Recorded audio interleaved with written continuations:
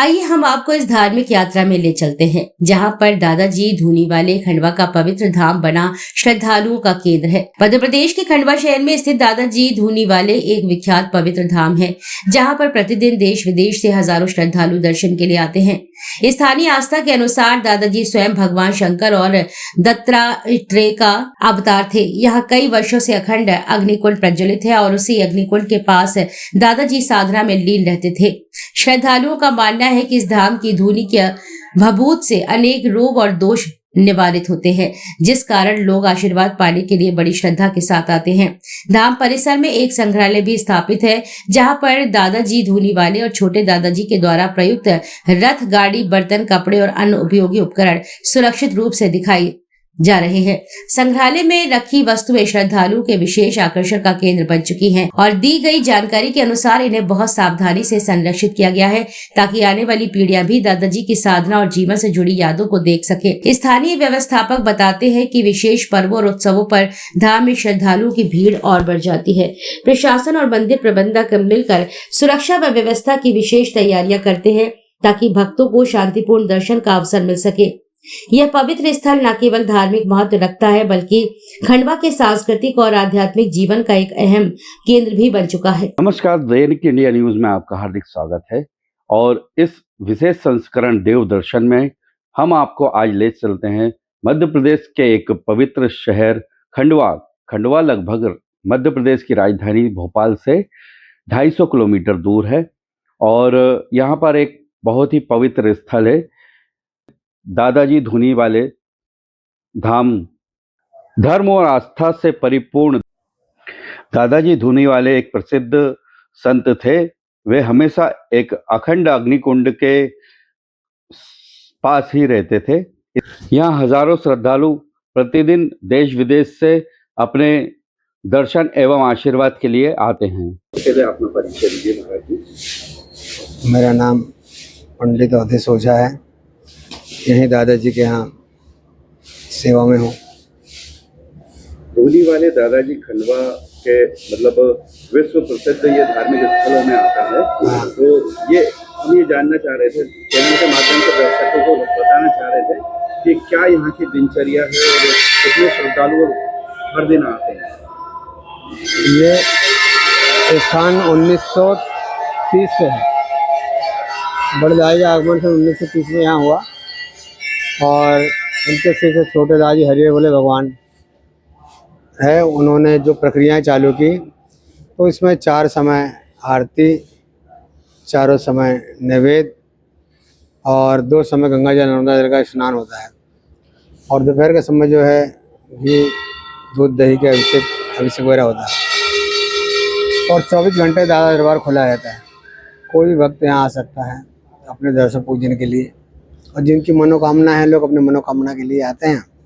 और दादाजी को वैसे तो यहाँ हमारे यहाँ जो ज़्यादा भक्त परिवार है वो दादाजी को, बड़े दादाजी को शिव स्वरूप मानते हैं, इसलिए यहाँ का जितना विधान है वो शिव मंत्रों द्वारा ही है।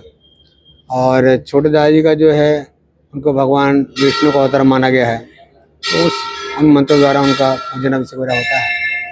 24 घंटे दरबार खुला हुआ है और आरती पूजा सब चीज़ आबाद रूप से चलती रहती है सभी के लिए। किसी के लिए कोई ऊंच नीच नहीं, कोई सब आ सकते हैं, जा सकते हैं पूजन अपनी। और नियमित जो भक्तों की संख्या है तो वो तो घटती बढ़ती नहीं, पर्व के समय में भक्तों की संख्या बढ़ जाती है। और ख़ास करके जो गुरु पूर्णिमा पर्व है तो दादाजी के यहाँ का, उसमें 3 दिन में कम से कम 5-7 लाख पब्लिक आ जाती है और लगत पूरे शहर भर में अनवरत भंडारे चलते रहते हैं। दादाजी की कृपा से ही सब संपन्न हो पाता है और जिसकी जैसी कामना होती है उनकी वैसी इच्छा पूर्ति होती है, जिन लोगों की श्रद्धा बढ़ती है। आज के समय में युवाओं पे जो मोबाइल का और पश्चिमी संस्कृति का जो प्रभाव पड़ रहा है, हाँ जी, तो उसके विषय में क्या आप कहना चाहेंगे? तो हाँ, यंत्र तो कोई बुरे नहीं होते, लेकिन उसको जो अपनाने का तरीका है लोग उसको किस दृष्टि से लेते हैं। बहुत से लोग मंत्रों द्वारा यानी इनके द्वारा मंत्र वगैरह सीख लेते हैं, तमाम जानकारियाँ उनसे हासिल कर लेते हैं, लेकिन उसका सकारात्मक प्रभाव होना चाहिए और उसको जीवन में सकारात्मक उतारना ही चाहिए।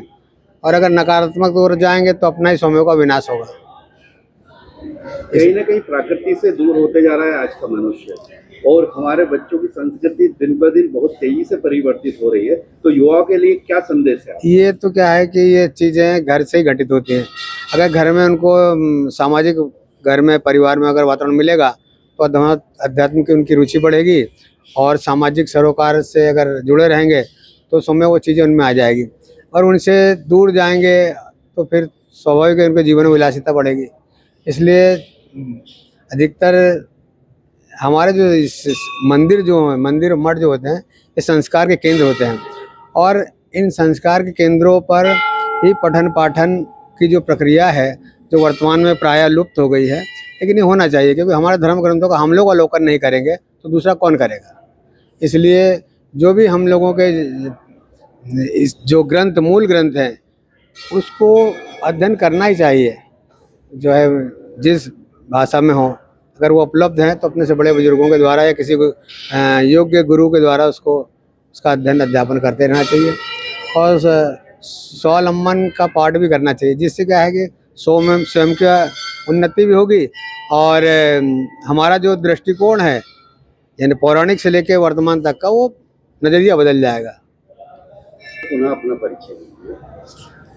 अवधेश ओझा, दादा दुर्गा का सेवक हूँ। यही बस यही है दादाजी की हमारी। मैं राकेश सिंह। ये मैं यहाँ खंडवा का जो हाँ। प्रसिद्ध स्थल है दादाजी हाँ, वाले, हाँ। तो क्या इसकी मान्यता है और क्या है इसका पूरा? इसकी मान्यता क्या है, दादाजी तो स्वयं मतलब शंकर भगवान के अवतार हैं, बड़े दादाजी, और छोटे दादाजी विष्णु भगवान के अवतार हैं। बड़े दादाजी ने सन 1930 में खंडवा में यहाँ पे समाधि ली थी। इन्होंने नर्मदा परिक्रमा करते अगर साई खेड़ा से जब चले थे, सब परिक्रमा करते थे, यहाँ से खंडवा रुके थे 3 दिन, यहीं पे इन्हें समाधि ली थी खंडवा में। मतलब ये है कि इनका ये समझ लो कि यहाँ पे ग्राम देवता के रूप में पूजे जाते हैं दादाजी खंडवा के अंदर। हाँ, क्योंकि दादाजी के होने वाले दादाजी का जो इतना बड़ा पूरे विश्व में नाम चल रहा हाँ। है, तो उनका जो आज मेला किस ये लगता है कि हर हमेशा लगा हर रहता हमेशा हम नहीं, सिर्फ ये गुरु पूर्णिमा के दिन लगता है।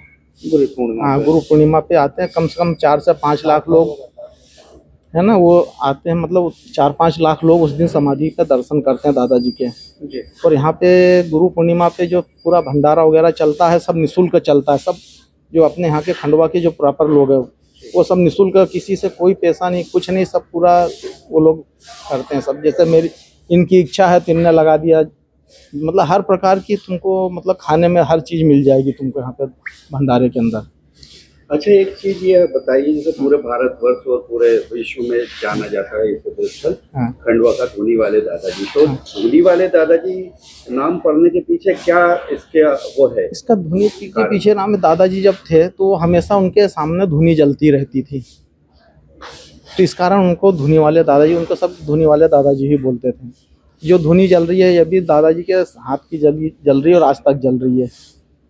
जो लगभग सामने कितने वर्षों से ये धुनी, मतलब सन 1930 से कंटिन्यू जल रही है। दादाजी ने सन 1930 में यहाँ पे समाधि ली थी।